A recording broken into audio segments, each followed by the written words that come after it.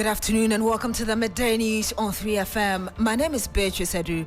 The news is also live on Kasmi 107.1 FM and across the world at 3news.com. Coming up in the next 30 minutes.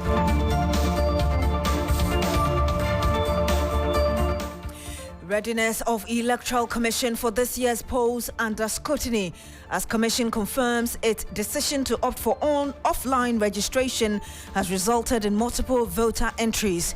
We have details for you. Meanwhile, leader of the New Force movement, Nana Kwame Bediako, is asking for an extension of the limited voter registration exercise set to end on May 27. Much later on this program, Social Security and National Insurance Trust SNIT confirms it is in negotiation with Minister of Food and Agriculture, Brian Champon, and his company to buy 60% of its stake in 4 top hotels, Labadi Beach Hotel, La Palm Beach Resort, and 2 others. We'll bring you details as SNIT justifies the sale and expresses its readiness to cooperate with Sraj on investigating a petition by North Tong MP Samuel Okujeto Ablakwa.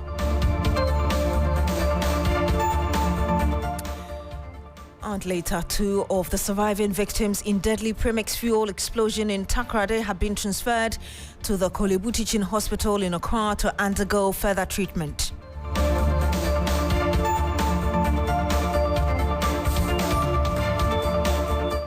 Thank you very much for joining us today. Now, the Social Security and National Insurance Trust SNIT has confirmed that it is in negotiations with Rock City Hotel, owned by the Minister for Food and Agriculture, Brian Champon, to buy 60% of a stake in 4 top hotels, Labadi Beach Hotel, La Palm Beach Resort, and 2 others. The comment comes days after the Member of Parliament for North Tong, Samuel Okujeto Ablakwa, said in a television interview that he had petitioned the Commission on Human Rights and Administrative Justice Shraj to probe the transaction. Mr. Ablakwa argued that he has invited Shraj to investigate grave matters bordering on conflict of interest, abuse of power, lack of due processes, procurement breaches, cronyism, and graft. He's also asking Shraj to stop the sale of the hotels to the Abetifi MP. But in a quick rebuttal, SNIT has responded to the petition, detailing why Brian Champon is the one who won the tendering process. In addition to adverts in both local and international papers, SNIT said that after a second publication of its interest to sell some stake, that a total of 9 companies responded to the advertisement by submitting proposals on the 23rd of March 2022 deadline. Now, 6 out of the 9 were then shortlisted and issued with request for proposal document. It goes on to say that the qualifying firms were invited for the opening of their financial proposals. It says, based on the technical and financial evaluation, the Rock City Hotel emerged the best. Now, based on the criteria set out in the RFP, Rock City Hotel submitted the best and strongest technical and financial proposal amongst those received. SNIT in that statement went on to say that consequently, it is in negotiation with SNIT to buy a 60% stake in each of the 4 hotels, Labadi Beach Hotel, La Palm Royal Beach Resort, Ridge Royal Hotel, and Elmina Beach Resort. Bid for Buzia Beach Resort and the Trust Lodge were considered to be unsuccessful, and so they are no longer part of the hotels covered in this process. Again, the process of getting a strategic investor is in its final stages and therefore not yet concluded. Given the impending investigation by Shraj, management of SNIT will not comment further, and it concludes the statement by saying that SNIT will cooperate fully with Shraj throughout this investigation process. SNIT further wishes to assure pensioners, contributors and the public of its commitment to managing the affairs of the trust prudently for the sustainability of the pension scheme. So that's a statement from Shraj. Meanwhile, a Labour expert, Austin Gome, has called on representatives of organised labour on the SNIT board to be accountable to workers on why SNIT is selling 60% shares of its investment. He spoke to Daniel Opoku. They have to do more. You know, organized labor is a very vital voice in this country. Right. And therefore, if they, do away with what truly is their responsibility for and on behalf of the people they speak for, then it becomes an issue. And here with the nurses, as you can see us now, because we want to make sure that the right thing is done. That is the voice of the whole nursing fraternity. And so it's important that organized labor protect the supreme interest of the people whose monies are being held in trust. That is all there is about it. My final question is, so going for what would you advise? Because already Smith has issued a statement that they have not flouted any regulation. What would you advise, Mr. Gad? It's not for them to necessarily say so.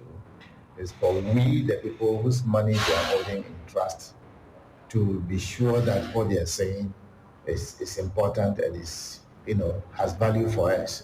So I think that's what is very important now is for us to ask our representatives and those who constitute the board to explain in details, not for SNP management to say what they have said. And you heard there, Austin Goma, he's a labor expert speaking to our labor affairs correspondent, Daniel Opoku. Let's get some more on this. I'm joined on the line now by the General Secretary of the Ghana Federation of Labor, Abraham Kumsin. Good afternoon to you, sir. Thank you for joining us. Hello, Mr. Kumsin, can you hear us? Good afternoon, Beatrice. Thank you very much for joining us. Let me first ask you, as owners of SNIT, is this a move you support? Like Honorable Osingame just said, the representatives of organized labor must sit up because we have two representatives on the board. And so if they would sit there and allow SNIT to be taking such decisions, then why do we blame SNIT management? Because we have people there who are representing the interests of workers. So if we go and sit there and allow all these things to go on, we have to blame ourselves. We have to blame ourselves. Who are the people who are representing us? I don't know them. See, that's the problem that we have. So, like Honorable Government said, we have reps there. What are they doing there? They go there to go and drink tea, coffee, and come back, and they don't even report to us. We don't know. We don't know what is going on there. So maybe what we have to do is to call our reps to come to really brief us as exactly what is going on there at SNIT. Mr. Kumsin, do I get the understanding that you don't believe that the representatives, two representatives on the board of SNIT are not working they are working in the interest of workers? You don't think they are working in the interest of No, the workers are going, they are not. They are not. If SNIT is doing all this, they are not investing the money that workers are paying into any good business. And they are doing all these things. So the question I'm asking is, you said that you have representatives on the board of SNIT. You don't know them, and then you even said that are they there to drink tea? And I'm asking whether you believe that they are not there to fight in the interest of workers. Exactly, they are not. But if they are really representing the interest of workers, I don't think that what is going on will be allowed. Because why should they sell these facilities to this businessman who has his own money already? Why do we do that? Why do we do that? You think it's to the detriment of the Ghanaian worker? Pardon me? You think this decision is to the detriment of the Ghanaian worker? It is. It is. You remember about a month ago, ILO came out with a report that by 2036 or something, the SNIT scheme will collapse. That just quite recently? Yes, quite recently. And these are signs. So if we have representatives there on the board, and we allow these things to go on, what do you expect to happen? The SNIT will eventually collapse. So we have to call these people to order and find out from them what exactly is going on there at the SNIT. Because as I sit here, I don't know. Nobody has reported anything apart from these media things that we are reading. Mr. Kumsin, is there anything your group intends to do about this? No, we'll call the reps, find out from them what is happening. What is happening there? Because we cannot take the SNIT chairman or whoever. We have people there. So they should tell us what exactly is going on there. You sound disappointed about this decision. Is that what it is? it is a bad decision. How do we say about 5, 6 hotels to this man who is businessman, politician businessman, to do what? To run the facility for workers or what? They have their own interest. So that's why I'm really, really pissed, because I don't know why our people there should allow these things to go on. That's the problem that I have. We'll have to end it here. Thank you very much. That was Abraham Coomson. He is the General Secretary of the Ghana Federation of Labour. Obviously, upset, as it were, about this decision of SNIT to sell 60% of its stake in certain hotels to Minister for Agriculture, Brian H. Champon. Now, this afternoon, the readiness of the Electoral Commission for this year's polls is under scrutiny. The last few weeks has been the Commission heavily criticized, has seen the Commission heavily criticized for various actions amidst suggestion that it is tilting the scales in favor of the governing New Patriotic Party. The EC has strongly rejected these claims and has been fighting back. More from the EC shortly, but let's walk you through the issues that have engaged the EC's attention recently. Election 2024 and matters arising. EC's recent conduct has been criticized. SAL and matters arising. Registration challenges, multiple registration detected, late start of the ongoing limited voter registration exercise. There have also been other concerns regarding the missing BVDs, also electoral data, multiple correction of data. Well, let's bring you the responses of the Commission. First, on the issue of non-representation for the people of Santo Kofi, Akpafu, Likpe, and Lolobi, the Commission still maintains it did no wrong. Dr. Sribo Kweku is Director in charge of Electoral Services for the EC.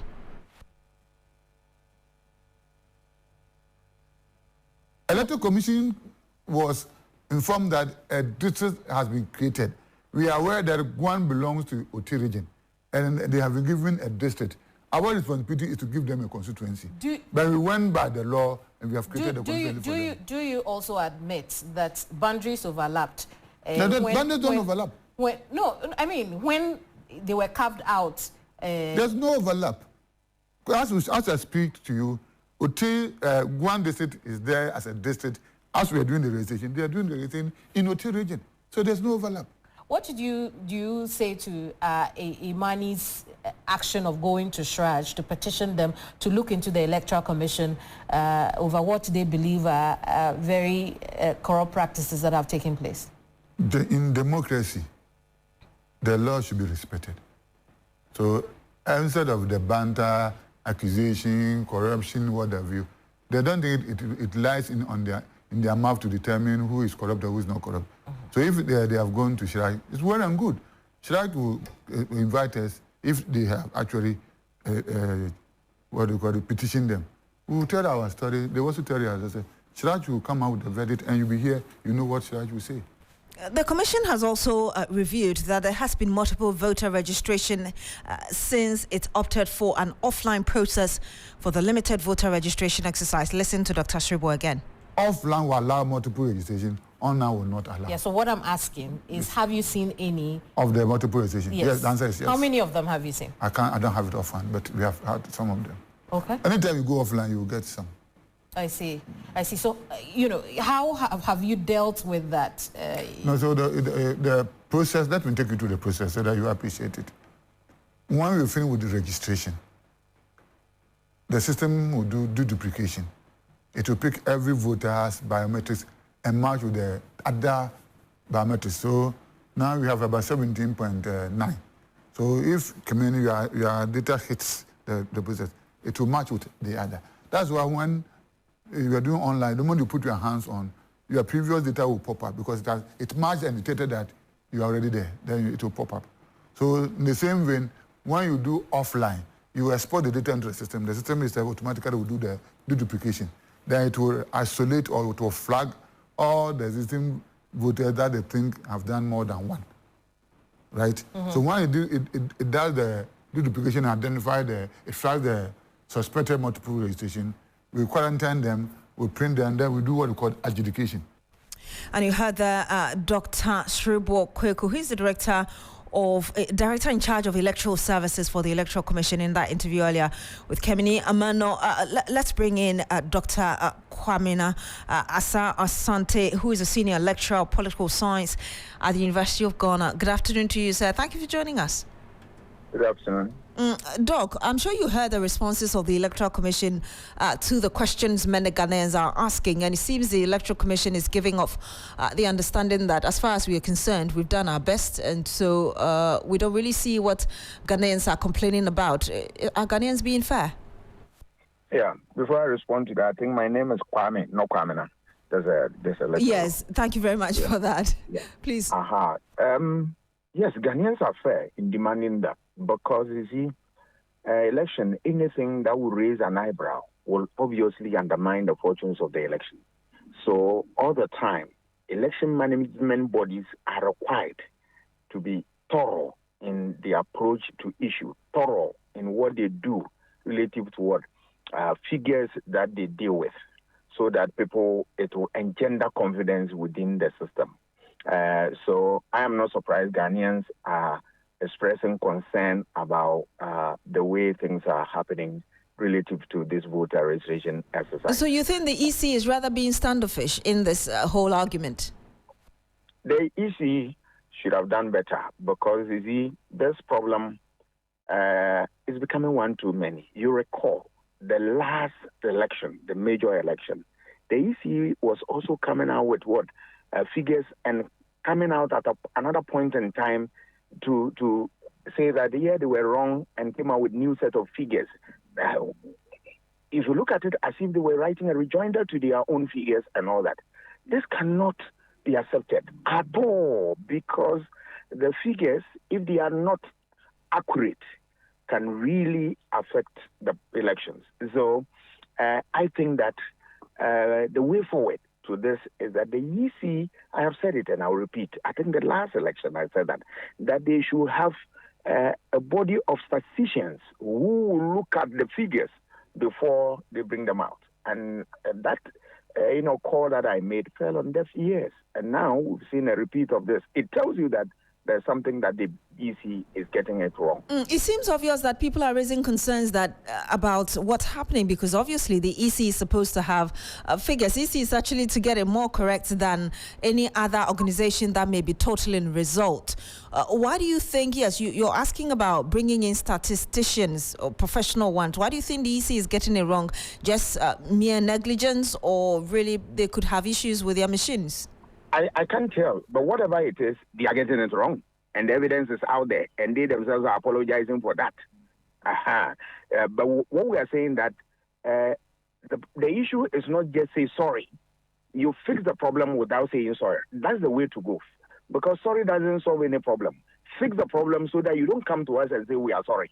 I mean, that's it. And the way out is that get a team of statisticians, a body that will look at these things before they come out. It's a very simple matter. I mean, statisticians are not, they are very easy to find in this country. I mean, you can get them from the universities, from wherever, and then they go through a certain process that we have the right people in place, and then they do this thing for the EC, and then we are good to go. Fix the problem. Sorry is not enough. Moving forward, what should be the kind of engagement EC should be having with us? Yes, the engagement is that we are sick and tired about saying sorry. Fix the problem and don't say sorry. I mean, we are human, we make mistakes. But if the mistakes are becoming one too many, then it calls for an action that can be done, which should be done to deal with the problem head on. And that is what we require of EC. Nothing more, nothing less. Remember, they are the election management body. They manage all these processes. So once they are getting it wrong, we need to make sure that draw the attention to the, hey, you can, travel on this route. Otherwise, it can create problems for us. Fix the problem. We're tired of saying sorry. That's coming from Dr. Asa Asante there. He's a senior lecturer of political science at the University of Ghana. Thank you, Doc, for sharing those views with us. We stay on politics because the leader of the New Force movement, Nana Kwame Bediako, popularly known as Cheddar, is asking for an extension of the period for the limited voter registration exercise set to end on May 27, 2024.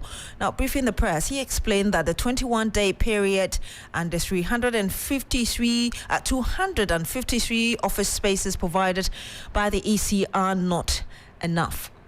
They have given us 20 days to practice our voting registration rights. And this, I have put a petition on behalf of the nation against it, asking the EC to reconsider this duration and extend the time for us. 27th of May, this practice is supposed to end. Making it exactly 20 days for 33 million people as a nation is certainly not enough, certainly impossible to make it right for a country. Now let's look at other countries like Europe or America. I think our democracy is based on a system that they practice. They have a whole year that they open their system for the nation to be able to register their voting right. And throughout this year, they take their time to educate the youth and the people. I know her, the leader of the New Force movement, Nana Kwame Bediako, popularly known as Cheddar, Judith Brown, is covering this program for us. She joins us live on the line. Judith, what more can you tell us about what Nana has been saying? Right, and so Beatrice, certainly what he wants to really tell the public is the New Force's position on, of course, the extension of the period for the limited voter registration exercise. He makes the point, as you heard earlier, that the period of 20 days is really insufficient. And in fact, the number of offices as compared to the former periods where polling stations were used, which are in excess of thousands, it's not enough for the registration of the number of people that they want to register currently. And so there are other things that they're looking at in case that this petition is not really addressed or looked at by the EC. They are saying that if this is not done, they might walk to the office and stage a protest if this is not really looked at by the EC. So these are some of the options they're looking at, but they're not really certain on that. And that would definitely depend on whether or not the EC heeds to their calls or addresses their petition. They say that the petition has already been presented to the Electoral Commission's office, and so they're waiting for a response from them, Beatrice. Thank you very much, Judith Brown, reporting live from that event organized by the leader of New Force, Cheddar. Thank you so much. Now, 2 persons who are in critical condition following the premix fuel explosion at Takoradi have been transferred to the Kolebutichin Hospital here in Accra, while another has also been transferred to the Interbeting in Cape Coast. 2 have died from the incident, while 11 others are currently receiving treatment for life-threatening injuries at various health facilities in the Sekondi Takoradi area. Assembly member for the area, Gabriel Mensah, who has been following event on the development, will be joining us very shortly to give us the latest on this. Meanwhile, the Western Regional NADMO office says it is going to intensify its education in the coastal communities on safety precautions with premix fuel handling following the premix explosion at Injiresia in the Sikado Ketan constituency of the Western region. It's not about political party politics. It's about politics where we have state institutions that have been. As you always know, we continue to educate people concerning issues of this nature. And as I said earlier on, we are going to continue to educate the people to handle fuel that goes into the manufacturing work of the fishing. Fishmongers are here, fishermen are here, all other workers are here. We are going to work together to make sure that education will continue so that people, life and property will be safe here. Also on this, the MPP parliamentary candidate for the area, Charles Bissiu, has assured the victims that the government is going to pay the hospital bills of those injured. It's not about political party politics. It's about politics where we have state institutions that have been triggered. The Ministry of Health, the ambulance service, 32 people there. The Ministry of Health, again, have taken care of the 16 people. Other agencies that are relevant to it will do that. The mayor came here yesterday and then said the government, with the regional minister, we spoke, the government is going to foot the bill for that. But that shouldn't happen again. And with this, we should learn from it and then actually ensure that this health and safety within our fishing communities. We are going to ensure that it is done properly and then replicate replicated across. And you heard that Charles Bissiu. He's the MPP parliamentary candidate for the area where we experienced the premix fuel explosion. Now, the treason trial of Fix the Country convener Oliver Barker-Vormawor failed to commence once again. The youth activist maintains that the state is simply abusing his rights for keeping him in the court for more than 24 months with no clear signs of the trial starting anytime soon. Lord Edwasare is our man in court. He joins us live now. Lord, the last time the judge was unavailable, what was the reason this time around? Okay, so this time around, the judge, deciding judge, Mary, the curious is sitting on the case. But the prosecution, led by Senior State Attorney told the court that they had filed a motion in the opposition or filed a response to the application earlier filed by lawyers of Barker-Vormawor. Now, somewhere last month or in March, Barker-Vormawor filed an application challenging the constitutionality of the charges which have been leveled against him in the treason felony trial. And he's been complaining about the fact that since they filed it, the prosecution hasn't done anything about it. So today in court, the prosecution noted that they had filed response towards this application that they had filed. Now, Justice Remsai, he's the lead counsel for Oliver Barker-Vormawor. He waived his right to service because he hadn't been served yet, but he wanted the case to still go ahead, and so he waived his right to service. But when he did that, the presiding judge noted that he had also not been served with this document that he had filed, and so he adjourned the case to May 27th for the hearing to continue. Lord, let's listen to Barker-Vormawor when he spoke to the press earlier. Contrary, and knowing that they were subverting the laws of this country in order to achieve a political vendetta that the president had formed against myself and members of the country. It has been over 2 years since that incident. And in that interval, we have gone to the Supreme Court several times to compel the Republic to show up in court and prove the evidence that they claim they have against us. Every single day we come before this court, a court that is supposed to be committed to justice, a court that is supposed to give to each individual in this republic a fair trial. Consistently, we've been met with nothing but tricks and adjournments. Now, for so many of you, we have continued to emphasize the point that we have before a regime that is not committed to the rule of law and to ensuring that every citizen lives to the promise of this democracy. It continues, and you continue to see the charade and what has happened so far.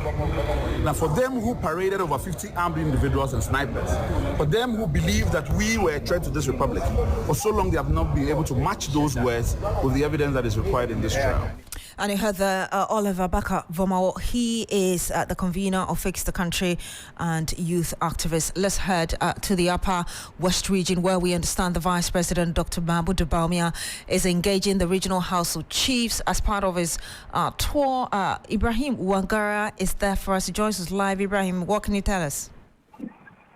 Yes, the Vice President and flag bearer of the New Patriotic Party, Dr. Alhaji Mahmoud Bawumia, yesterday touched grounds in the Upper West region, and immediately he touched grounds in the region. His first place or point of call was the overlord of the Wala traditional area, now where he visited and interacted with the overlord. And one major thing that came out of the discussion was the issue of military brutality that took place in the region sometime 2 years ago in 2021, where the military or some military officers brutalized civilians in the area, where Parliament granted the opportunity for these people to be compensated. But up until now, those people are yet to be compensated by the military. So it was one of the topmost issues that was being put before the Vice President. Shortly after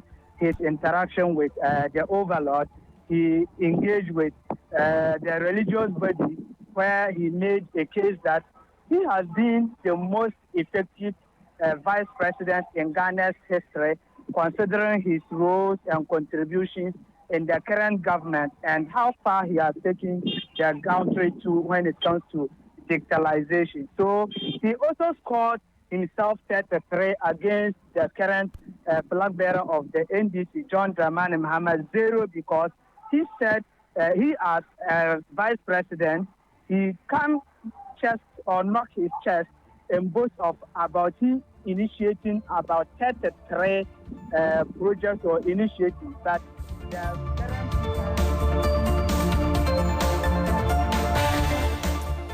Thank you so much, Ibrahim Wangara, for bringing us that report. We'll certainly get back to you for more, but that's how we end the news here on 3FM.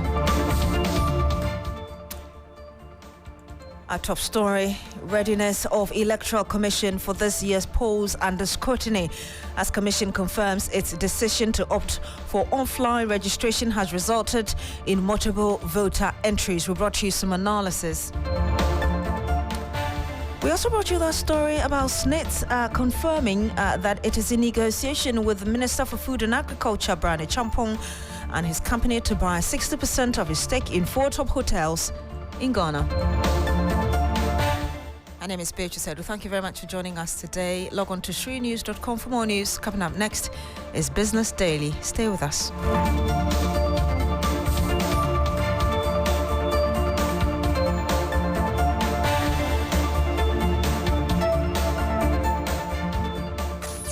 Accra gets busy on this frequency. 92.7 3FM.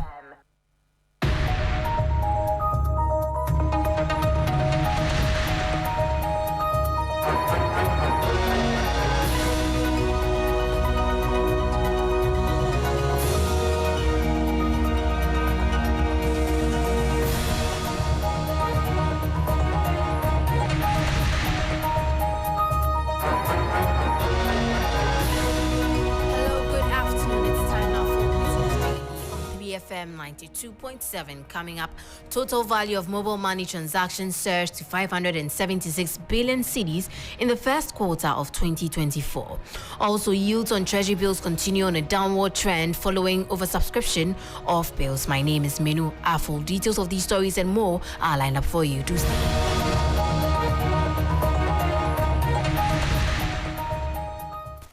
And on to our first story. Interest rates fell once again, although marginally, following an oversubscription of about 0.77% and in line with the disinflation process.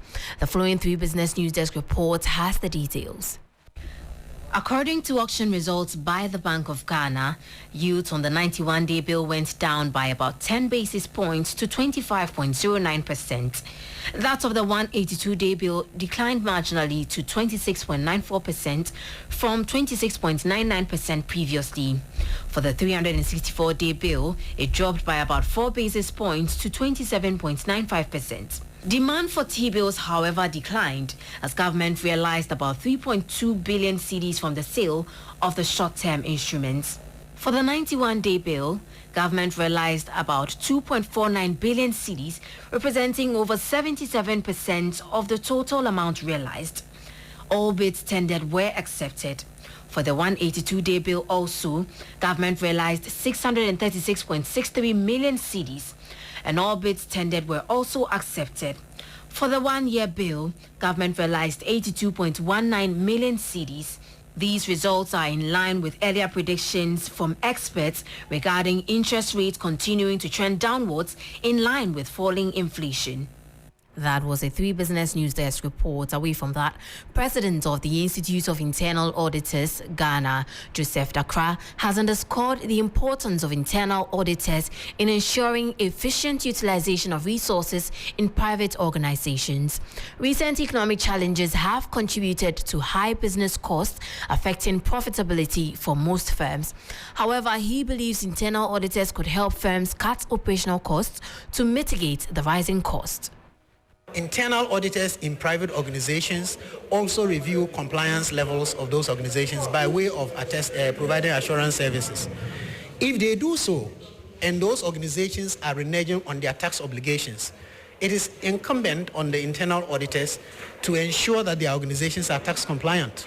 If it comes to resource utilization, if the internal auditors provide advice that contributes to the efficient utilization of resources, these organizations will be more successful. So I don't see the role of internal audit as being limited to just the public sector organizations. But if internal auditors are ensuring compliance with tax laws and regulations, it then means that Ghana stands to gain. But as I said, I don't want to look at it just only from revenue mobilization. I want to look at it from revenue mobilization as well as resource utilization as well.